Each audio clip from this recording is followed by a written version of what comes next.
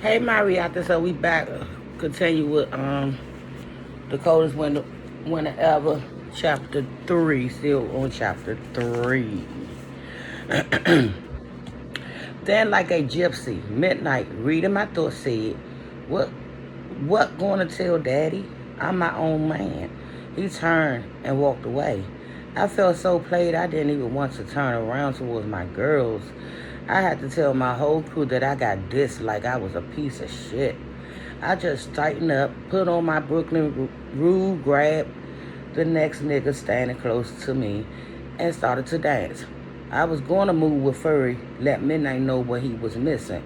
I handed my coach bag to my girl and started shaking my ass all the way to Alabama, using the dumb fuck dancing in front of me like using this dumb fuck dancing in front of me like a prop as I tried to catch Midnight's attention again.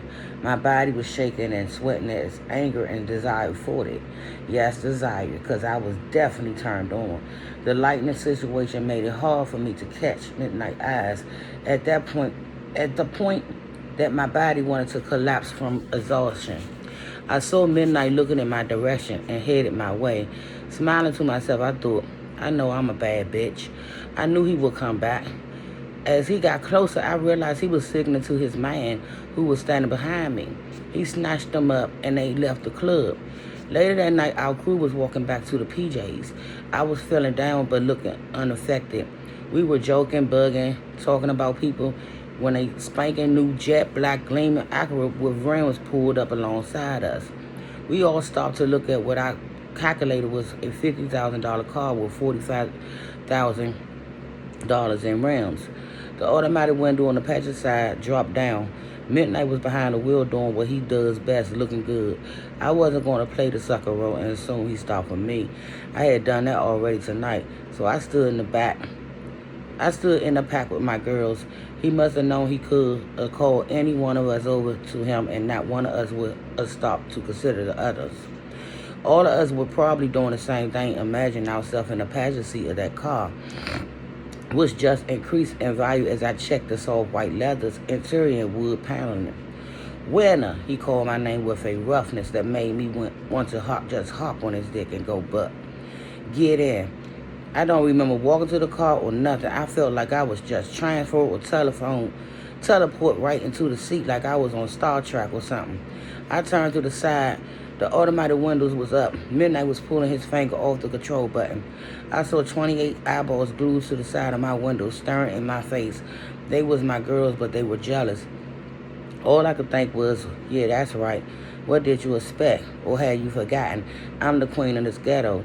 As the window closed, I could hear Natalie's voice saying, "Are you staying in my house or Aunt Lori's?" I didn't respond, just thought to myself, hopefully neither. As we rode, my confidence grew slowly. I decided he was trying to flip the script on me, play hard to get. It didn't matter though. He came back for me. I had made an impression on him. I had sweated him and now he was sweating me. The air in the car was crisp and clean smelling. The stereo was so fly it sounded like the band was playing the music live on the backstage. He wasn't saying nothing, but that was all right. I was used to his strange silence. It didn't make me mad. It made me want him more. I knew our lovemaker would be good just based on his mysteriousness.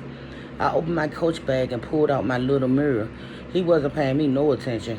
I tilted the mirror to the side angle so I could look at his face without him realizing that I was looking. He was black, all right, beautiful. His long, thin nose and big, thick lips mounted his white teeth. White like those T-shirts he wore in the summertime. Suddenly, it seemed the music was abruptly interrupted by the loud and aggressive voice of Sister Soldier on the radio. I leaned up and reached for the button to change the station. When Midnight intercepted my hand saying, "Don't touch my shit," I sucked my teeth, rolled my eyes, and sat still while Soldier went on to talk about some black struggles. I thought, if there is some kind of struggle going on, she must be the only one in it. Everybody I know is chilling, just trying to enjoy life. She, on the other hand, with these Friday and Saturday night comments, bursting up the radio hip-hop flavor mix, is the only one who is always upright. I had every reason to take it personal. She started talking about how young black drug dealers are the strong black men in the community, but need to change their line of business because it's destroying the community. As far as I'm concerned, Soldier is just somebody who likes to hear herself talk. She obviously don't know the time because the drug dealers don't destroy nothing. If there weren't people online to buy the products, then there would be no business. No drug dealer I know ever forced anybody, not one person, to take drugs. People do it voluntarily. They do it by choice. The niggas I know who sell drugs be trying to help the stupid crackheads. They be telling them to slow down and asking them, are they sure they want to sell their last whatever just to get that hit? I even know a drug dealer who told his pregnant girl he wouldn't sell her no more crack until after she had the baby. She just took her dumb ass to somebody else and got the crack anyway. Then when she had the baby boy, she tried to sell him too. Now whose fault is that? People do what they want to do. Maybe that's the problem. Maybe Soldier just want people to do what she wants them to do. Why you even listening to this bullshit? I asked midnight. What the hell do you know? He snapped back in his low and cool voice. This is when I noticed we were on Long Island Expressway. Where are you taking me? Home, little girl, he responded. Your father paged me and asked me to bring you home. I thought you was your own man. For 150, I run and earn. It's business. I pick you up, drop you off, collect my dough, and I'm out.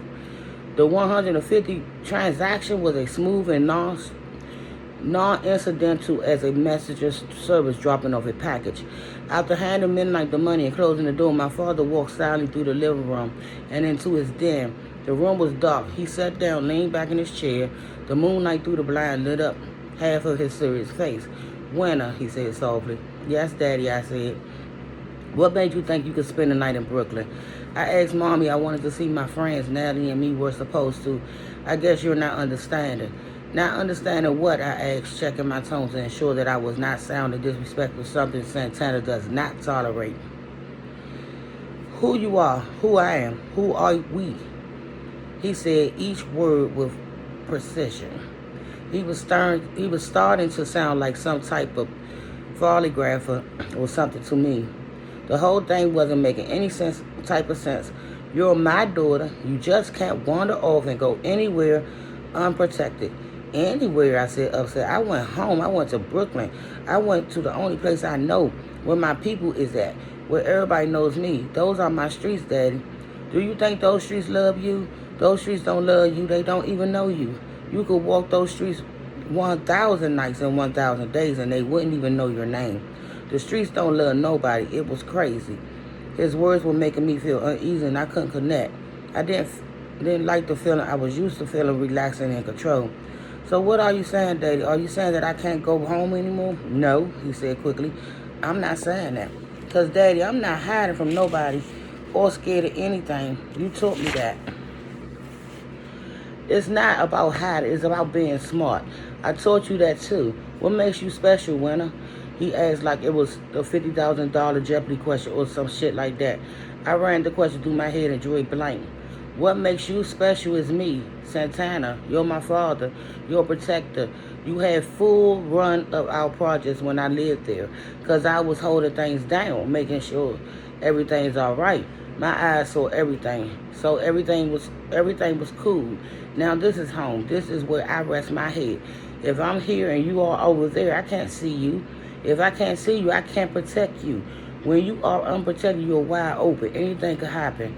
But Aunt Lori saw me. She knew I was there. Uncle Stevie was there just like usual. Look at my face, Winter, and never forget what I tell you. Santana loves you. Your mother loves you. Don't confuse it. That's all you can depend on. Yes, Daddy, I responded softly and turned to go in my room. There was no doubt in my mind that it was time to spark. And luckily, I had copped a nickel bag earlier in Brooklyn. I went to the linen closet and grabbed a couple of towels. I closed my door, pulled out my pack of incense. My mind shouted, hell no, the incense is a dead giveaway. I went to my bedroom window, opened it, and decided I'd let the breeze in to whisk the smoke out. Sitting down on the bed, I pulled off my shoes. I opened my shirt, unsnapped my bra to let my titties breathe. I slipped on my slippers, walked to my dresser drawer, tucked my hand underneath my folded blouse and pulled out my Philly blunt. I cracked it open, took the tobacco out, flushed it down the toilet. I put the weed and wrapped it, licked it, and stuck it under my nose as a teaser to my appetite. Yes, I needed to relieve my tension. I'm backed up, sexually stuck in the suburbs, and my dream lover is a mummy. Just as I went to position the towel to jam up the space in the door, my mom's knocked on and without hesitation pushed open the door gently. I got up, threw the towel on the bed to cover up the blunt I had laying there. Hey, Mommy, I said, trying to act casual. I checked her face. She could always tell when Santana was upset because it showed on my mother's face.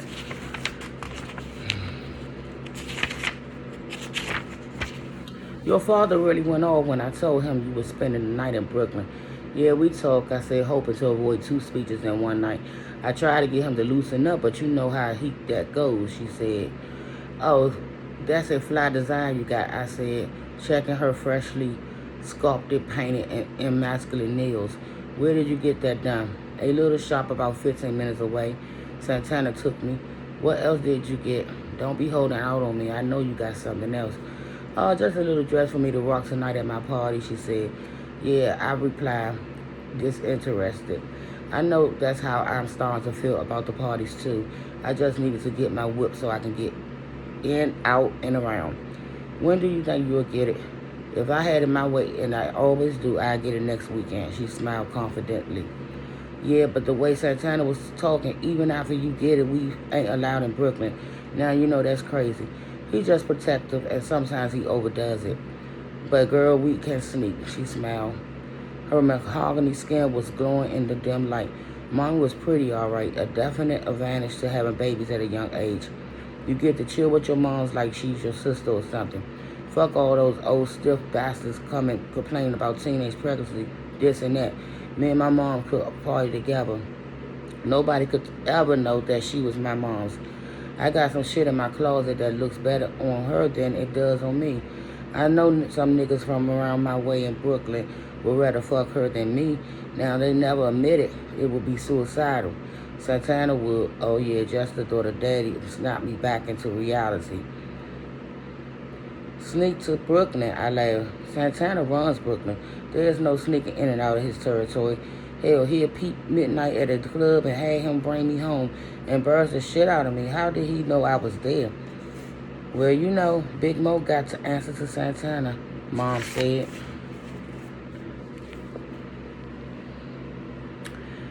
Being vague. Speaking of midnight, I bet you like riding in that car, she smiled knowingly. Well, I played it all. She laid back on my bed, rolled over and tickled me like I was a little girl or something, hitting all my secret spots. I cracked up with laughter. Midnight cool, I said matter-of-factly. Don't front on me, little hooker, she said, like she was really one of my girlfriends. I see the way you look at him. When? I asked. When? Okay, when you was 13, when you were 14, when you were 15, when you were 16, she laughed. He's a good catch, though. A good man. Loyal, paid, and strong. He don't like me, though, I said, admitting something I would never tell one of my girlfriends. It's not like that, she said. Midnight just like life. Santana would squeeze the life out of him. I wish that was the truth. Know what I'm saying? I wish it was that he was just scared of Santana. I'm saying that he straight up don't like me at all, period, as a woman. He talks cold, says very little. He didn't even try to be nice to me on the way home. Trust me, there is no way he don't like my baby. You're young, fine. You got everything a girl could want. Pretty hair, pretty eyes, clothing, jewelry. It got to be Santana standing in the way. So when do you think Santana would stop standing in my way? Who knows, she said, exasperated. My mother got up and headed towards the door. As she stepped out my room, she leaned her head back and smiled. And don't like that joint in the house. That would really make Santana snap. Damn, I thought to myself, it seemed like the both of them know everything, but nobody was going to stop me from getting my buzz on. I crawled outside of my window, sat on my little slanted side of the roof, and puffed my loud in the spring breeze at midnight. After the feeling of no worries came on me, I leaned back, closed my eyes, and drifted into the night. And I'll be back, y'all.